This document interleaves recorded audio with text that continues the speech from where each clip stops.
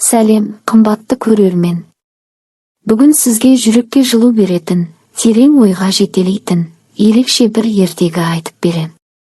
Егер мұндай мағыналы, әсерлі ертегілер ұнаса, арнаға тіркеліп келесі ертегілерді өткізіп алмаңыз. Ханшайым мен әкенің жүрек сыры. Ертеде елден ерекше кең далада бір ел өмір сүріпті.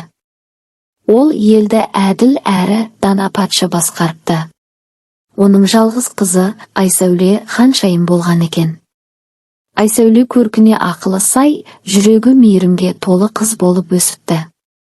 Бірақ анасы оны кішкентай кезінде тастап кеткен соң, ол өмір бойы әкесінің махаббатына зәру болыпты.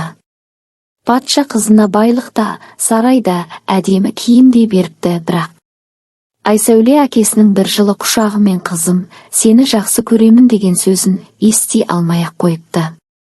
Айсәуле күнде кешкісін мұңға батып, сарайдың биік мұнарасынан жұлдыздарға қарап жылайды екен. Ал әкесі мемлекеттің қамымен, соғыспен, байлықпен әуре боп, қызымен сырласуға уақыт таппайды. Бір күні елге жалмауыз кемпір шабуыл жасап, елге қорқыныш орнатыпты. Барша батырлар қашып кеткенде, ханшайым қорықпай, жалғыз өзі қамалға барып, елін қорғауға бел буыпты. Сол сәтте әкесі бірінші рет қызының нағыз батыр екенін, жүрегі темір емес, нәзік болса да бекем екенін ұғыпты.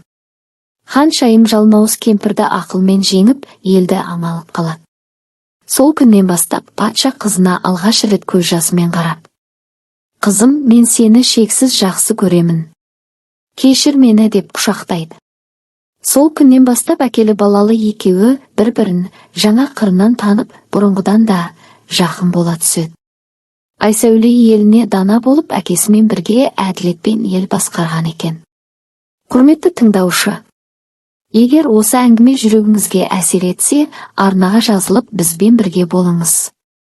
Келесі ертегіні жіберіп алмаңыз. Кездескенше аман болыңыз.